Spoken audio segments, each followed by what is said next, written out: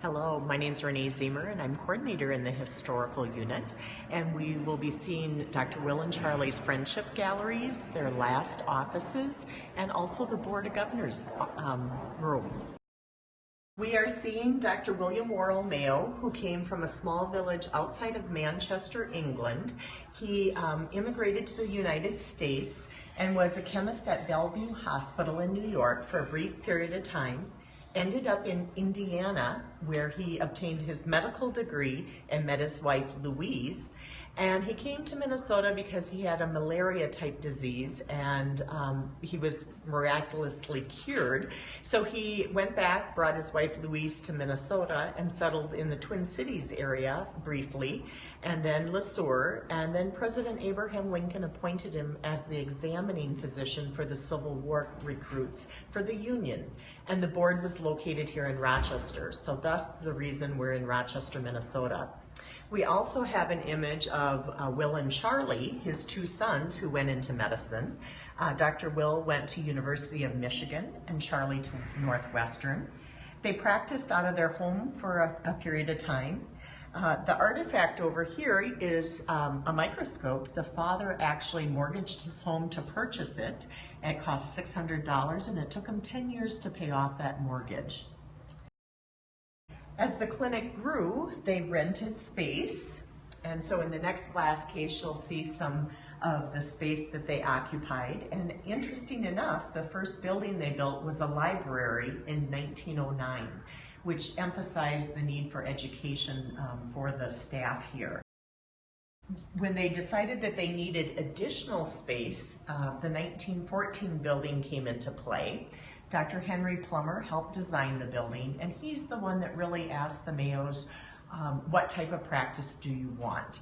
They were both surgeons, and Dr. Plummer was an internist, and so the Mayos felt that we needed all our physicians working together for the betterment of our patients. And so the x-ray physicians, the internists, the laboratory individuals, and the surgeons. And so this was really the first group practice in medicine in the United States, if not the world.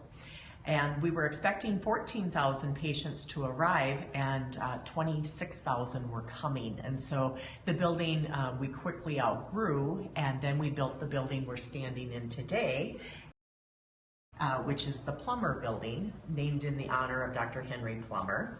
And on top of the building, we have Carillon bells, and those were dedicated to the American soldiers. We got a question here. What was the original name of the library? Was there an original name for the library? No, just the Mayo Clinic Library. Mayo Clinic Library. Yes, okay, great. Yes. Thanks. Up above on the walls, you'll see friends and acquaintances of Dr. Will and Dr. Charlie from all over the world. They traveled extensively to learn from others and bring back best practices here to the clinic.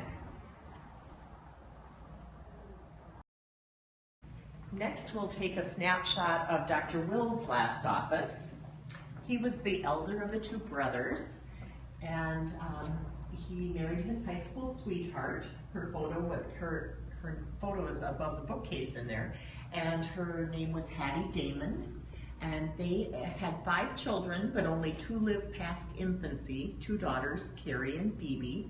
But as good daughters did, they married prominent Mayo physicians and surgeons.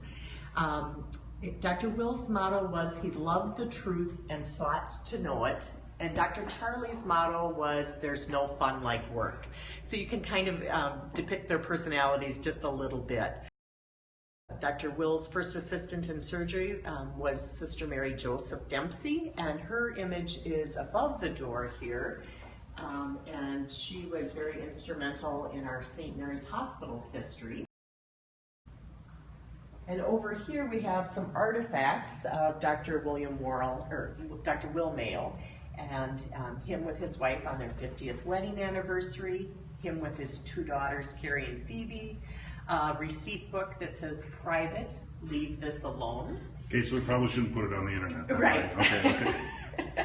Dr. Will's passport is the blue sheet of paper. Okay, and that was well used, right? It was. He traveled often. One would travel in the spring, one would travel in the fall, so somebody was always taking care of business here at the clinic.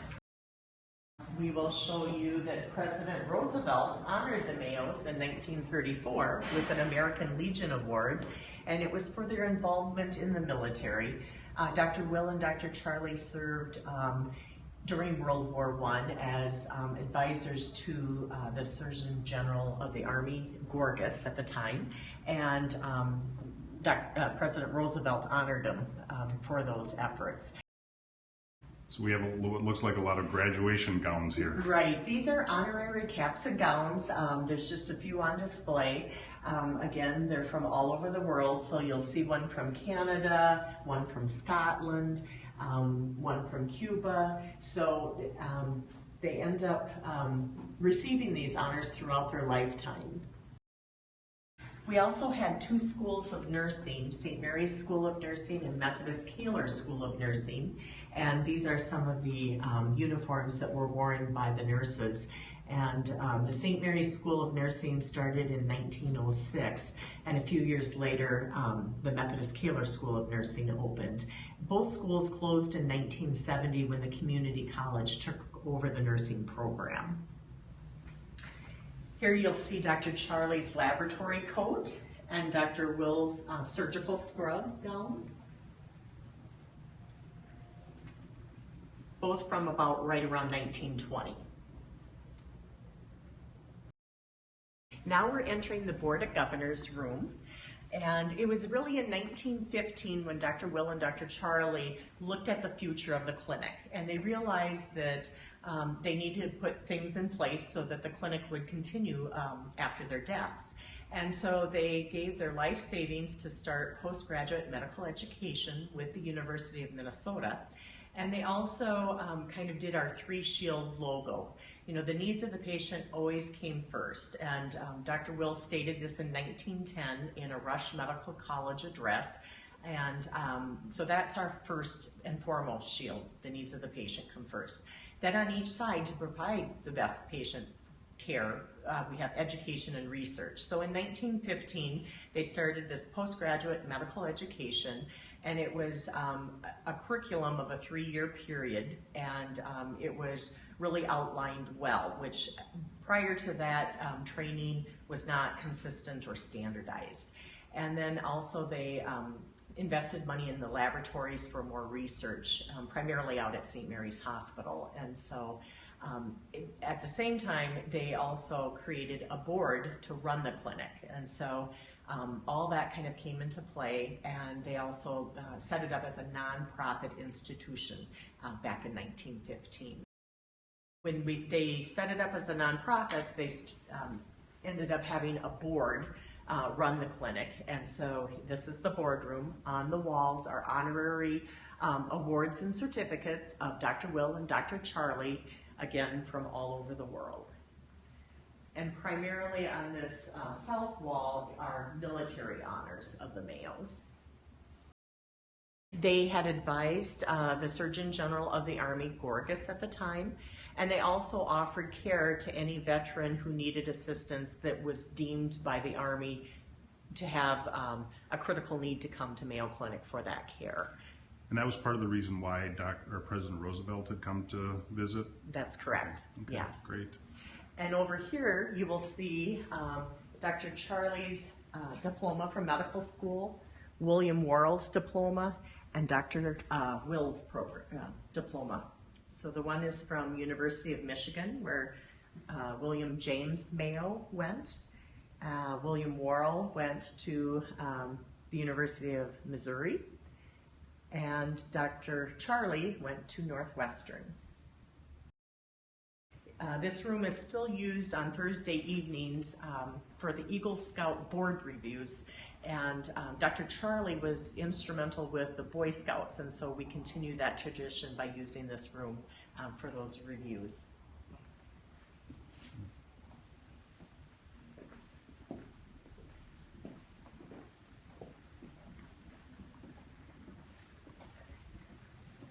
And as we come through this doorway, this is Dr. Charlie's Friendship Gallery. Again, more friends and acquaintances from all over the world, but I want to point out that this is Dr. Charlie early on in his surgical career. You can see that there is guests in the gallery observing surgery. You can see it's very early on because the nurse anesthetist has no mask.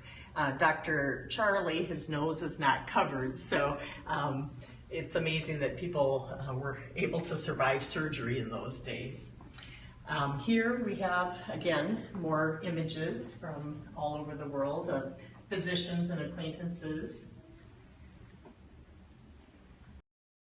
I'm going to just pause here a moment to show there was 3 boats that the Mayos owned in their lifetime, and with the Mississippi River being so close, they were able to take time on the river, so a little work-life balance. The last boat, however, the North Star, was owned during the Depression, and they did not feel right having something of that luxury, and they ended up eventually selling it and giving the proceeds to social services here at the clinic. Now we will take a peek into Dr. Charlie's office. You'll notice it's a little smaller than Dr. Will's. That's the younger brother thing, right? I'm pretty sure that's the case. Okay. Being a younger sibling, I would agree. Dr. Charlie, again, was the younger, and he married the first trained nurse here in Rochester, Edith Graham, and she trained in the Chicago area and had a hard time finding a position there because she was told she was too beautiful.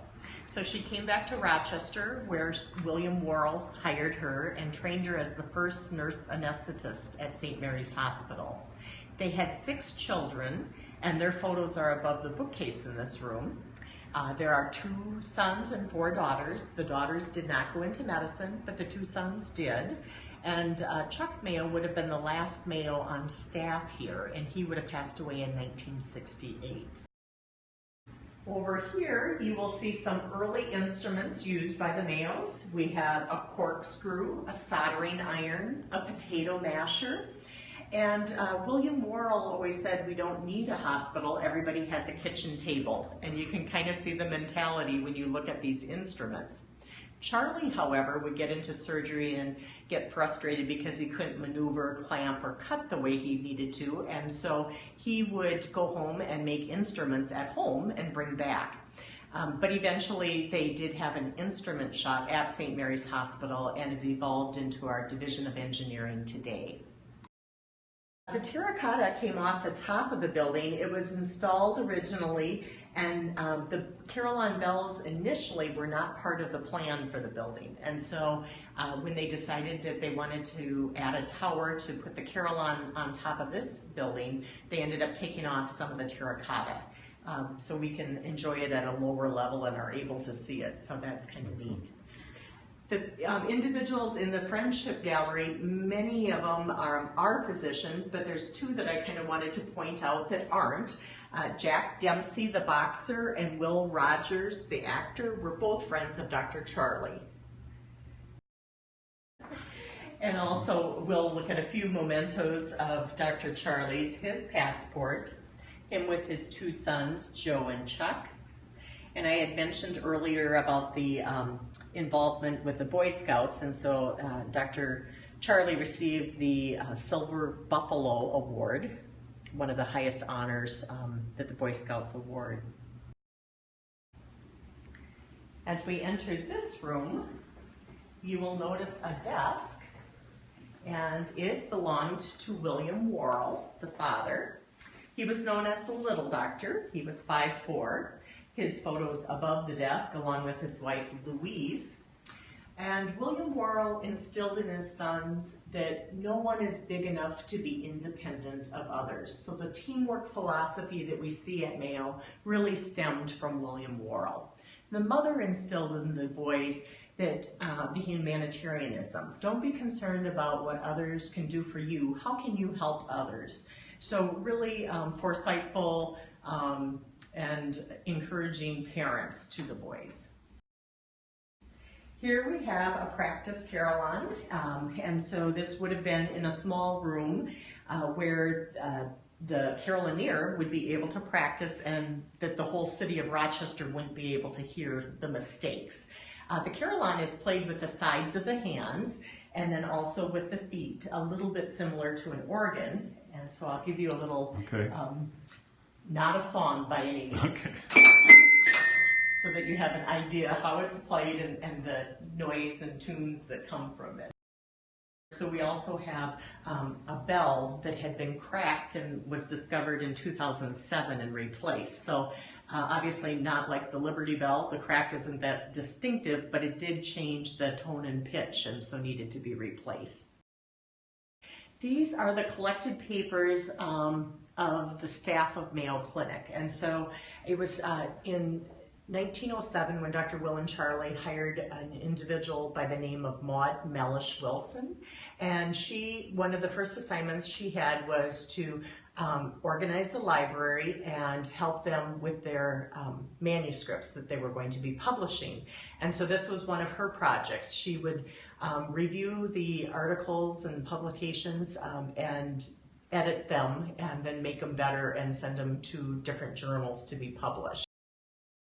Over here we have a Nobel Prize in Medicine. Dr. Kendall and Dr. Hench were awarded it in 1950 for the use of cortisone in rheumatoid arthritis patients.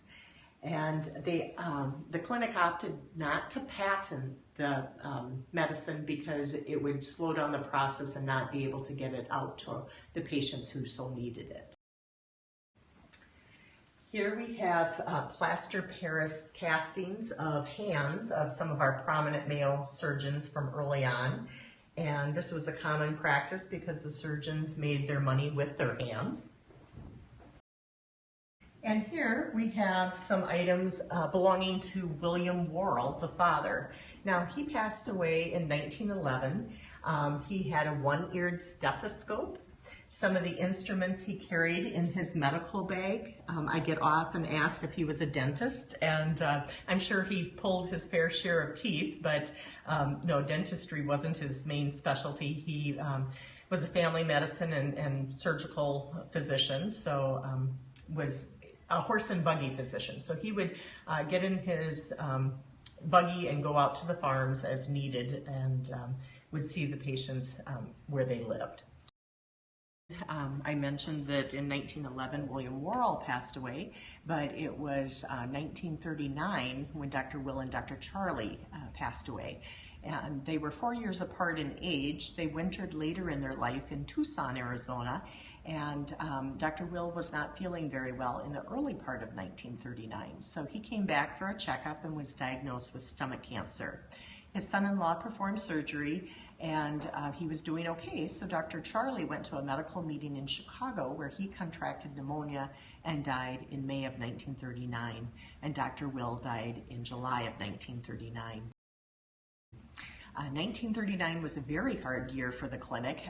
Sister Mary Joseph, the individual I had pointed out as Dr. Will's first assistant in surgery, also passed away that year in March.